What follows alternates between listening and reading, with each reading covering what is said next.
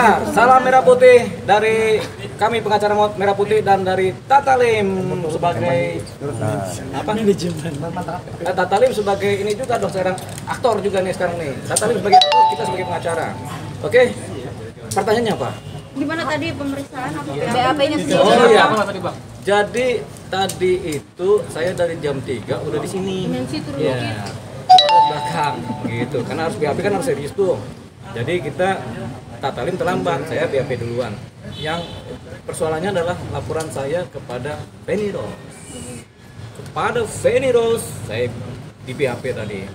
Jadi sekaligus berdua karena saksi dan saya juga saksi korban, pelapor dan korban. Jadi kita tadi di BAP oleh penyidik. Banyak pertanyaan disampaikan ke kita mengenai asal usul kita berkawan dengan Mbak Feni Rose, kemudian bagaimana hubungannya, kemudian kenalnya di mana, terus dalam rangka apa, apakah dalam rangka cinta kasih, kita jawab mungkin iya kan gitu kan. Gitu. Nah, terus kemudian ditanya macam-macam termasuk WA termasuk sindiran atau dambratan Mbak Feni Rose kepada Tata dan kepada juga saya juga. Nah, itu udah dimasuk ke dalam BAP. Selanjutnya ini akan dipanggil Feni Rose. Feni Rose ini akan dipanggil sebagai saksi dulu, ya kan? Saksi untuk disidik oleh penyidik.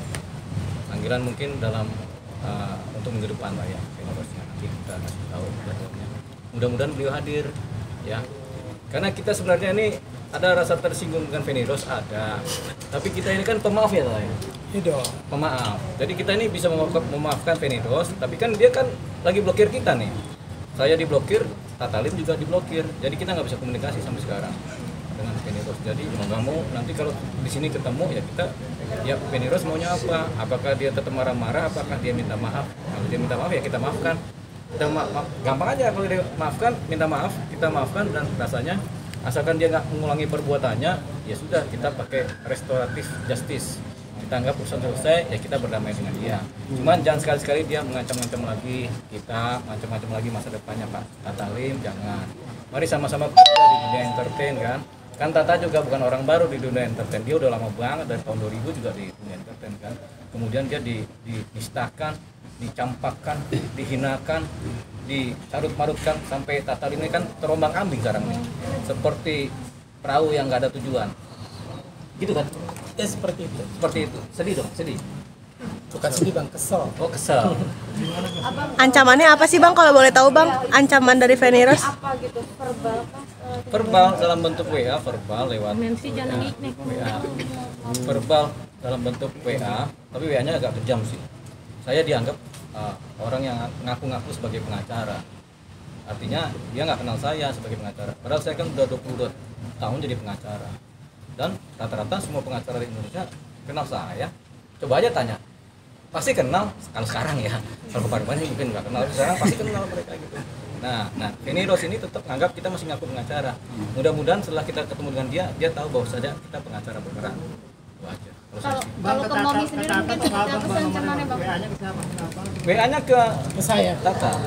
Kayak gimana tuh bang? Mungkin bisa cerita seperti apa? Seperti WA-nya itu seperti dia mengancam saya, nge-blacklist seluruh artisnya termasuk saya. MNC sedagu aja. Di salah satu stasiun TV ya kan. Dan itu kan tidak fair. Dan dia juga mengatakan, bilang sama artis lo yang ngaku-ngaku pengacara. Itu pengacara ya kan. Kalau pengacara, kalau artis ya Abang Delva juga artis gitu loh. Permasalahannya di sini, dunia entertain itu kan sempit, cuma itu aja. Tidak terlalu nggak boleh terlalu sombong lah jadi manusia. Apalagi kita public figure, kita harus punya attitude yang baik ketika berbicara, itu aja. Apalagi saya bukan manajer artis yang baru setahun 2 tahun alang melintang di dunia entertain. Ini presiden buruk banget buat dunia manajemen artis. Sebenarnya ya, dengan ada satu oknum seperti ini mulutnya nyablak gitu. Saya minta maaf kepada saya, terutama kepada Bang Yulpa juga, itu aja. Jadi Terakhir komunikasi sebelum di blok, dia begini, gimana tadi? Dia telepon saya, dia marah-marah yang nggak jelas begitu, dia bilang saya tidak tahu diri lo, ya kan, gua blacklist lo dan seluruh artis lo dari yang sekarang sampai yang masa depan. Ya kita lihat aja masa depan dia gimana ya kan, kita nggak pernah tahu masa depan lo, ya kan.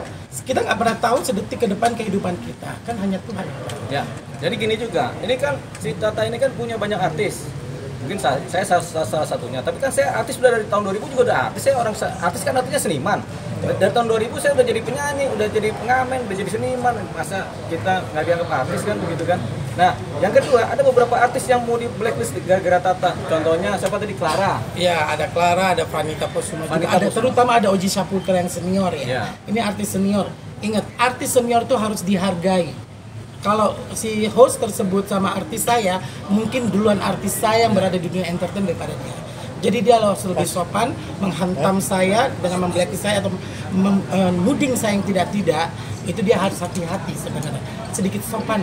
Ya, artinya begini, Tata ini kan lebih senior daripada Feni Rose, ya kan? Jadi ini kelihatannya junior itu mau menghantam senior, ya kan? Kan begitu kelihatannya.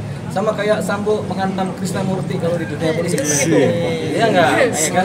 Satu lagi, Tata ini kan udah malang melintang di dunia artis ya. Ya keluarga saya juga keluarga seniman. Ya, jadi Tata ini sudah malang terus melintang. Malang melintang kan gitu. Ah, enggak maju-maju dia. Makanya mudah-mudahan dia maju gitu. Karena gimana sih awalnya? Nah, coba awalnya cerita tuh. Awalnya saya tidak tahu, saya mendapat WhatsApp dari nomor salah satu kreatif ya dari program tersebut gitu loh, dengan maki-maki. Ternyata itu yang ngetik katanya FR itu tersebut gitu. FR itu Feni Rose. Iya, Feni Rose ya kan. Nah, WA-nya Sari kan? WA-nya dari Sari. Sari juga kita kenal tuh Sari tuh. Ya kan Sari nanti akan bisa klarifikasi ya di kantor polisi itu kenapa dia mau dipakai ya HP-nya untuk maki-maki saya gitu loh. Yang saya bilang tolong jangan emosi dulu. Cari tahu dulu permasalahannya apa. Tapi dia tetap bilang saya tidak tahu diri. Akhirnya saya telepon. Nah itu dia maki-maki, marah-marah lagi nggak jelas gitu. Dan itu banyak saksi loh. Ada 4 orang saksi yang mendengarkan pada saat memang saya lagi meeting pada saat itu di satu kafe gitu loh. Jadi. Dan kafenya di mana tuh? Di salah satu di Dharma Wangsa sini. Di mana tuh kafenya? Di Gelato Bang. Ah, Gelato.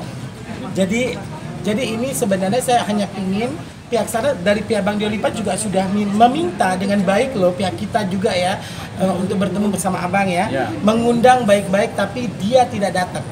Dia tidak mau, dengan sombongnya mungkin ya karakternya seperti itu gitu loh. Tapi ya semoga kepolisian bisa memanggil dia harus turunkan arogannya sedikit. Dia harus kooperatif lah setidaknya. Satu hal alasannya apa tuh langsung dia marah-marah itu kan pasti ada penyebabnya. Saya tidak tahu penyebabnya apa, karena saya tidak tahu. Mungkin dia akan bisa jelaskan nanti kalau ketemu pihak kepolisian atau ketemu Bang Diolipa dan ketemu saya, dia bisa akan jelaskan itu. Kenapa dia marah-marah seperti itu? Jadi begini, nanti ketika Feni Rose datang ke sini, dia mungkin kalau dia pengen berdamai, dia kan pasti ngejar kami berdua, betul kan? Tapi kami berdua juga nggak mudah dikejar, ya kan? Kejarlah daku, kau kutangkapan gitu. Jadi kejarlah aku lari terus gitu sampai dia capek juga nih. Nah nanti dia sejauh mana dia capek, paling enggak kan ya kalau dia ada dekat baik kami dikejar, jangan kami tiba-tiba diajak kemari terus berdamai kan nggak juga, nggak fair juga kan gitu kan. Ini adalah pelajaran di dunia entertain supaya jangan pernah jadi orang yang sombong. Kalau kita populer jangan pernah kita jadi sombong ya. Contoh lah kayak kita berdua gini kan, udah nggak populer tapi masih aja belagu. Kak Tata berapa banyak permohonan yang menyenangkan dari kakak dari? Ya pada hari itu dan ngefek memang pada besoknya memang ada panggilan untuk bintang tamu untuk Bang Olive sebagai artis, bintang tamu di program lainnya di stasiun tersebut, tapi tiba-tiba di cancel dengan alasan biasalah perubahan konten lah, ini apa segala macamnya. Saya nggak tahu itu masih terkait dengan blacklist-nya dia atau tidak, tapi saya punya bukti itu. Ya, TV-nya apa kalau boleh disebut? Jangan pernah disebut TV-nya, biar jadi rahasia umum tapi aja. Ya Bang, semoga para petinggi-petinggi di stasiun tersebut harus menghargai kami ya, sebagai insan atau seniman dalam dunia keartisan yang sudah capek berjuang gitu untuk kita ini kan simbiosis mutualisme. Saya juga sering main di sinetron TV tersebut gitu loh. Ya tolong dihargain dan didengar dong, jangan seperti ini gitu loh. Saya mohon kepada petinggi-petingginya untuk lebih memperhatikan case ini dan melihat kronologis cerita ini seperti apa, dan tolong panggil host tersebut untuk menjelaskan kenapa bisa dia seperti itu. Kalian berdua